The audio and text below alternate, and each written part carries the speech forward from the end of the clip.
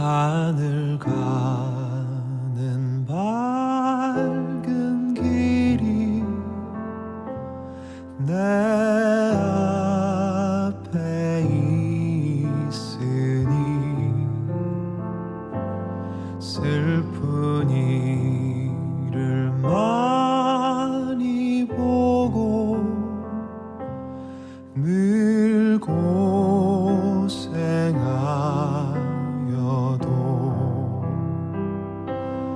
하늘 영광 밝음이 어두운 그늘 해치니 예수 공로 의지하여 항상 빛을 보도다. 내가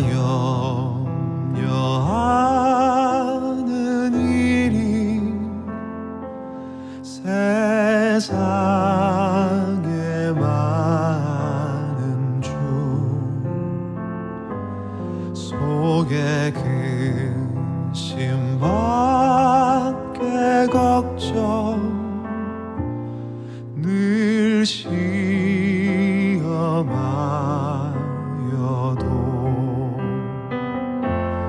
예수 보배로운 피 모든 것을 이기니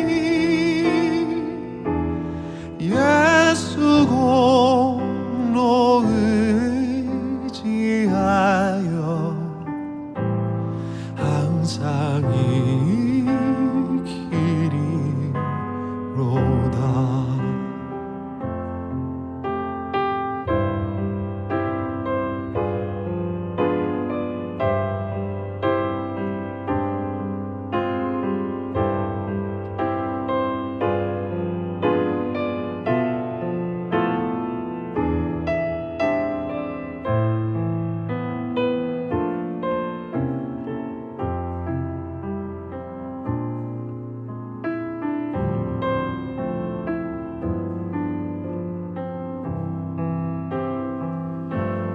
내가 천성 바라보고 가까이 왔으니 아버지의 영광 집에 나 쉬고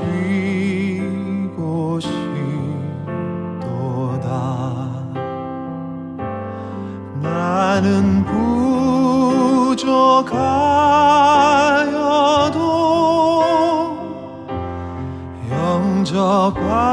영접하실 터이니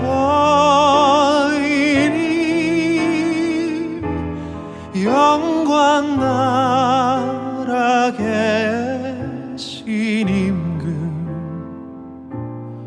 우리 구주 예수라.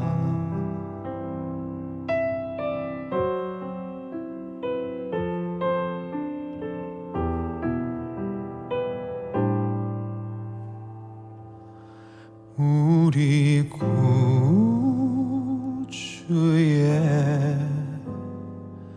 예수라.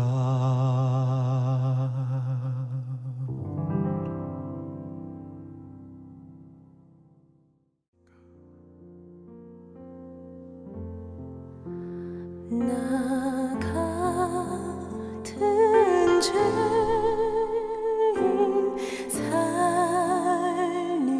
살리신 주 은혜 놀라워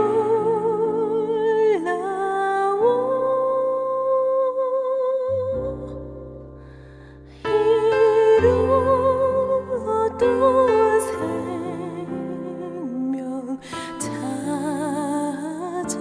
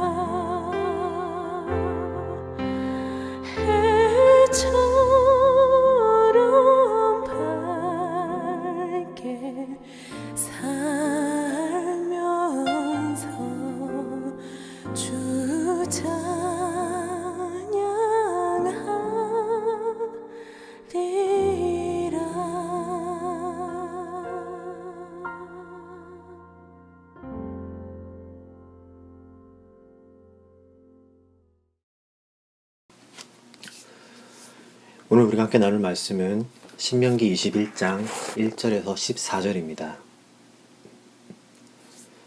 내 하나님 여호와께서 내게 주어 차지하게 하신 땅에서 피살된 시체가 들에 엎드러진 것을 발견하고 그 쳐 죽인 자가 누구인지 알지 못하거든 너희의 장로들과 재판장들은 나가서 그 피살된 곳의 사방에 있는 성읍의 원근을 잴 것이요 그 피살된 곳에서 제일 가까운 성읍의 장로들이 그 성읍에서 아직 부리지 아니하고 멍에를 매지 아니한 암송아지를 취하여 그 성읍의 장로들이 물이 항상 흐르고 갈지도 않고 씨를 뿌린 일도 없는 골짜기로 그 송아지를 끌고 가서 그 골짜기에서 그 송아지의 목을 꺾을 것이요 레위 자손 제사장들도 그리로 갈지니 그들은 내 하나님 여호와께서 택하사 자기를 섬기게 하시며 또 여호와의 이름으로 축복하게 하신 자라 모든 소송과 모든 투쟁이 그들의 말대로 판결될 것이니라.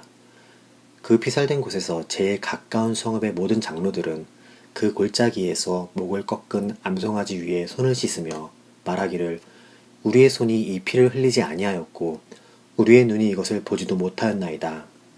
여호와여 주께서 속량하신 주의 백성 이스라엘을 사하시고 무죄한 피를 주의 백성 이스라엘 중에 머물러 두지 마옵소서 하면 그 피 흘린 죄가 사함을 받으리니 너는 이와 같이 여호와께서 보시기에 정직한 일을 행하여 무죄한 자의 피 흘린 죄를 너희 중에서 제할지니라.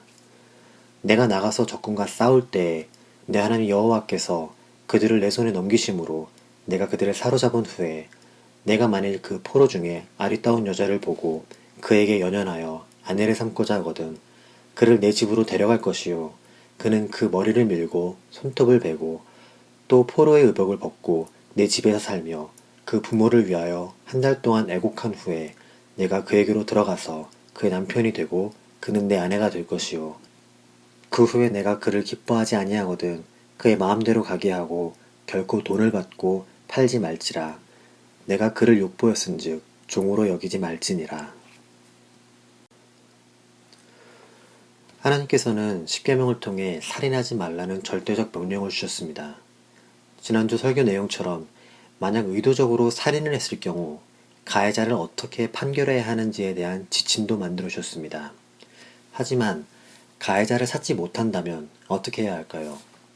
오늘의 본문은 CSI와 같은 범죄 드라마에서나 볼 법한 미제 살인 사건에 관한 내용을 다룹니다. 다만 하나님은 명확한 용의자나 살인자가 없는 경우 범인을 어떻게 잡을지에 대해서가 아닌 피해자의 희생 자체에 대해서 말씀하십니다. 당시에는 CCTV나 DNA 검출과 같은 기술들이 없어서 목격자와 증인이 없는 살인에 대해서는 범인을 찾을 수 없었습니다. 물론 하나님께서 밝히고자 하신다면야 얼마든지 가해자를 찾아낼 수 있겠지만 그렇다고 해서 죽임을 당한 사람이 돌아오지는 않습니다. 따라서 오늘의 본문을 통해 우리는 범인을 찾아내는 하나님의 신비한 능력이 아니라 피해자의 희생과 관련하여 인간의 생명을 귀중히 여기시는 하나님을 알 수 있습니다.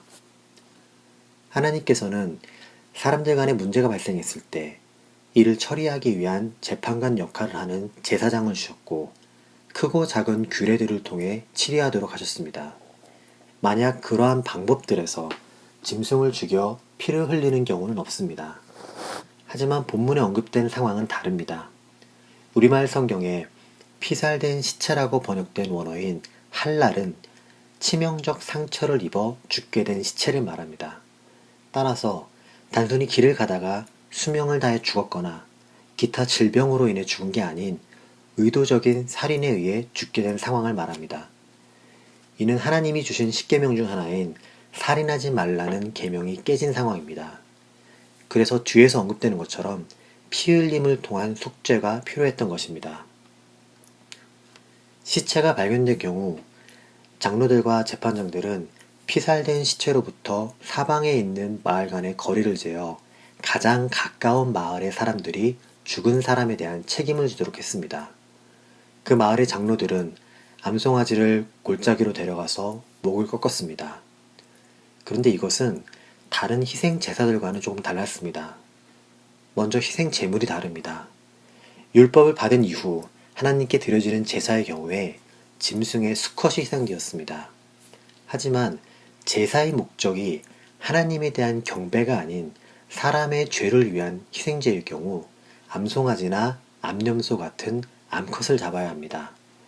또한 이것을 잡는 장소도 평소에 제사를 드리던 성막이 아니었습니다.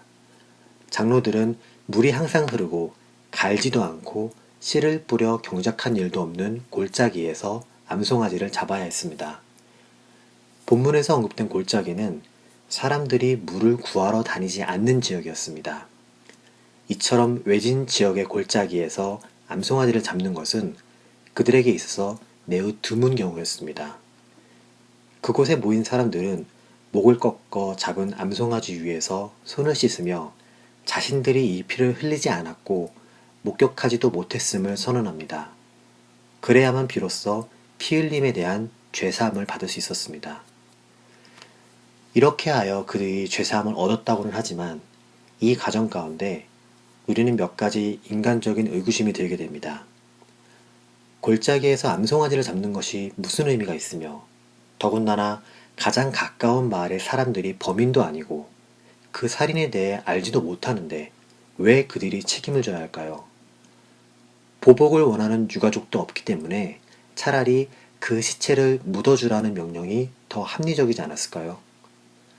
그래서 오늘은 이렇게 가능한 질문과 의구심들에 대한 변증적인 입장으로 본문을 재조명해 보려고 합니다. 첫째로, 피살당한 시체를 어떻게 했을지에 대해서는 명확한 기록이 없기 때문에 시신의 수습에 대해서는 알 수 없다고 하는 것이 맞습니다. 그렇다면 시신 수습에 대한 명령이 없는데도 불구하고 왜 멀쩡한 암송아지를 잡는 희생을 치러야 할까요? 한국의 친해신학대학교 김인석 교수는 그에 져서 구약의 민주주의 풍경에서 다음과 같이 언급하고 있습니다. 아무도 이 죽음에 대하여 소리 지르지 않는다 하여도 그렇게 죽은 자의 죽음마저 침묵하는 것은 아니라고 여기기 때문이다. 오히려 땅에 쏟아진 피가 하늘을 향해 울부짖는다고 보았다. 살인자가 흘린 피는 원한이 크다. 아무도 모르는 완전 범죄를 하더라도 그 원한을 무시하지 않는 것이 신앙이며 사회 윤리였다. 그 원한을 풀어주고자 하는 종교적, 사회적 행위가 바로 희생이었다.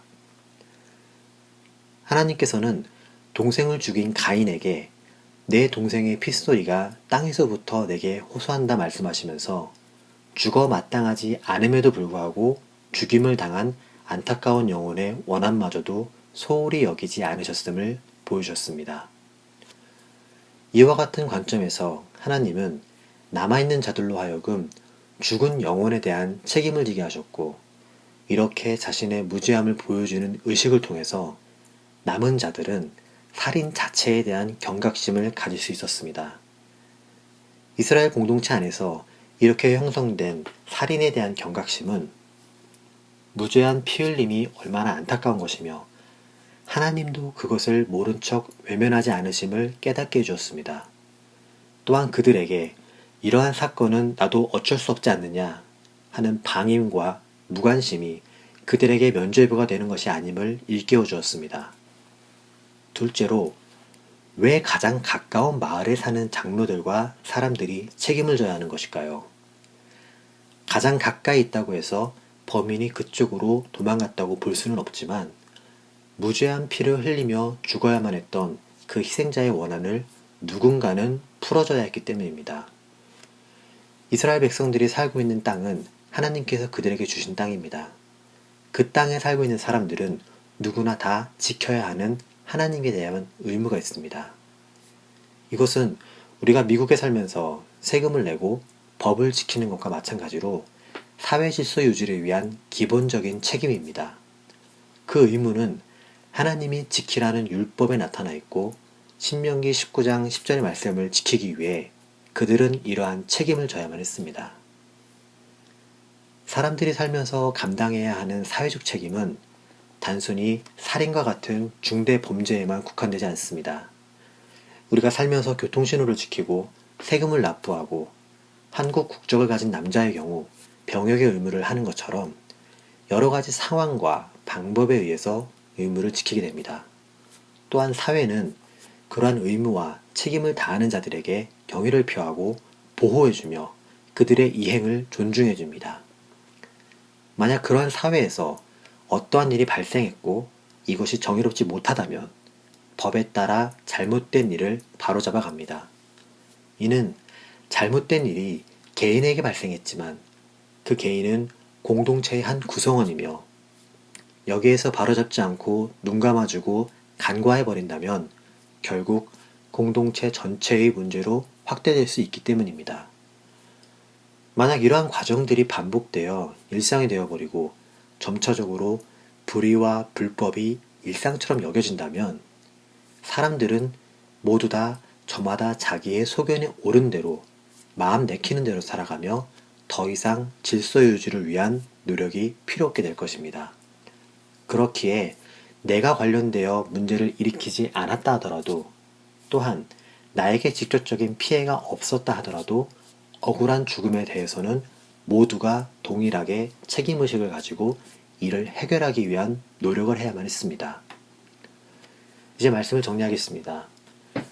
오늘 본문은 신명기 19장 10절과 13절에서 무죄한 피로 인해 그 책임이 그들에게 돌아가지 않게 하고 그 결과 복을 받을 것이라는 말씀의 연장선에서 볼 수 있습니다. 하지만 단순히 무죄한 피를 흘리지 않도록 하는 것이 내가 평안을 누리고 복을 받기 위함이라고 생각해서는 안 됩니다. 하나님께서 말씀하신 복은 내가 잘되고 평안한 것 이상의 것입니다. 나만 저주를 간발의 차로 피해간다고 해서 그것이 복이 아닙니다. 하나님이 주시고자 하셨던 복은 정의와 공의인 하나님의 성품이 모든 상황에서 유지되는 것이었습니다. 주인과 종의 신분제도 자체를 부정하지 않으셨던 하나님이십니다. 애굽 땅에서 종되었던 이스라엘 백성들을 구원하신 것은 그들의 종살이 가운데 정의와 공의가 없었기 때문이며 그들에게 십계명과 율법을 통해서 원하셨던 것의 기본 베이스도 마찬가지로 정의와 공의로운 사회를 유지하라는 것이었습니다. 따라서 오늘의 본문을 통해 우리는 우리가 지금 지켜야 할 정의와 공의가 무엇인지를 생각해 봐야 합니다. 그리고 그것을 왜 지켜야 하는지에 대해 기억해야 합니다. 하나님이 원하시는 정의와 공의가 유지되는 사회가 하나님이 원하시는 질서 있는 나라이며 이것을 외치고 지키는 것이 오늘을 살아가는 우리가 크리스천으로 지켜야 할 시민의 의무입니다. 내가 가해자가 아니라고 해서 사회의 불의함을 외면해서는 안 됩니다. 내가 피해를 받지 않았다고 해서 사회의 부조리를 간과해서도 안 됩니다. 기울어지고 삐뚤어진 현상에 대해 지금 잘못되었다고 말하는 것은 상당한 용기가 필요합니다.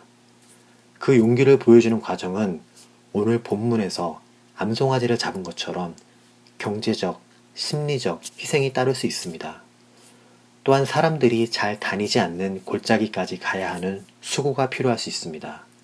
그러나 그 희생과 수고를 통해서 정의와 공의를 지키시려는 하나님의 마음이 드러난다면 그 과정을 위해 노력하는 것이 우리 크리스천들의 의무입니다. 그것이 말씀을 지키는 용기이며 사회 속에서 내 신앙을 표현하는 거룩하고 경건한 방법이 될 것입니다.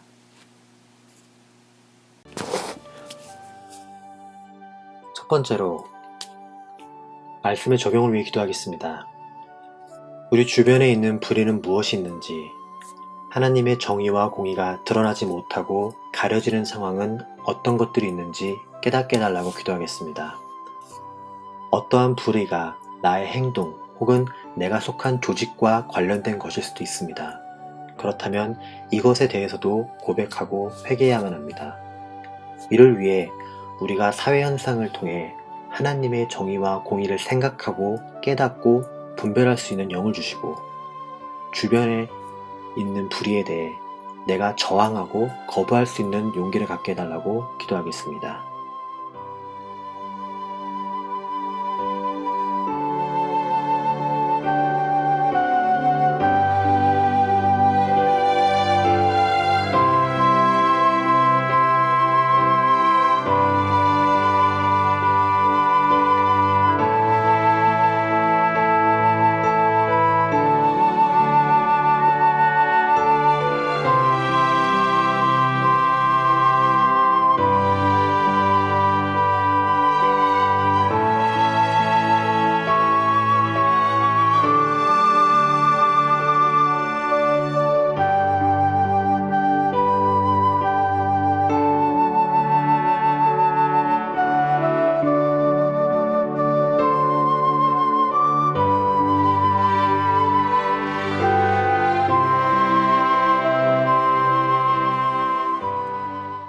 두 번째로 코로나 바이러스와 관련된 문제들을 위해 기도하겠습니다. 방역과 치료를 위해 헌신하는 의료진들을 위해 기도하겠습니다. 누구는 이것을 위해 평소보다 더 많은 시간, 더 많은 땀을 흘리며 수고를 하고 있지만 누군가는 또한 자신이 가진 자유와 즐거움을 위해 무리를 일으키는 사람들도 있습니다. 이러한 대립은 최전선에서 바이러스의 위협을 막으려는 자들을 지치게 만듭니다. 우리가 예전처럼 평범한 삶을 살기 위해서 이 사태를 끝내달라는 기도도 필요하지만 더 나아가 이러한 과정에서 남을 위한 배려와 수고를 위해 함께 동참하는 성숙한 시민의식을 가지게 해달라고 함께 기도하겠습니다.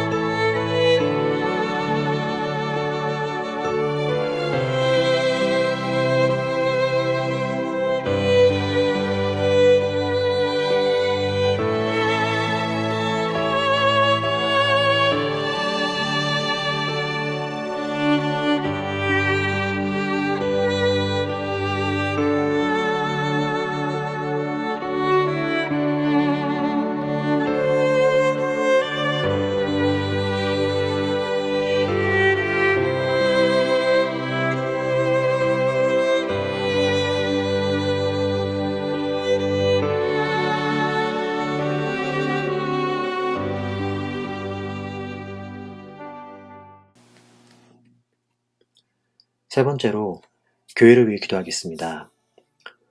우리 교회가 단순히 하나님만 찾고 예배만 드리는 그런 교회가 되어서는 안 됩니다. 우리가 그것에만 집중한다면 인격을 수양하고 깨달음을 통해 마음의 평화를 얻으려는 다른 종교와 다를 것이 없습니다. 하나님께서는 율법 가운데서도 살아가는 방법을 가르쳐 주셨고 예수님은 그 방법을 생활에서 실천적으로 보이셨습니다. 그래서 우리는 교회에서의 예배뿐만 아니라 외적인 것들을 위해서도 힘써야 합니다. 우리 교회가 공동체로서 하나님을 세상에 나타내는 거룩한 행동들은 무엇이 있을지를 깨닫고 준비하게 해달라고 함께 기도하겠습니다.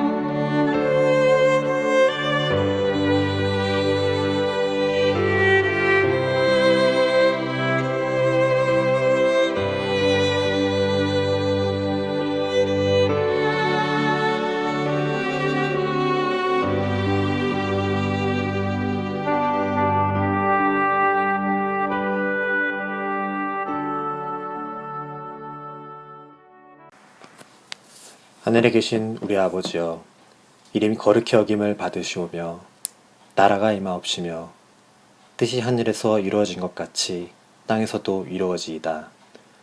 오늘날 우리에게 일용할 양식을 주시옵고 우리가 우리에게 죄 지은 자를 사하여 준 것 같이 우리의 죄를 사하여 주시옵고 우리를 시험에 들게 하지 마시옵고 다만 악에서 구하시옵소서. 나라와 권세와 영광이 아버지께 영원히 있사옵나이다. 아멘.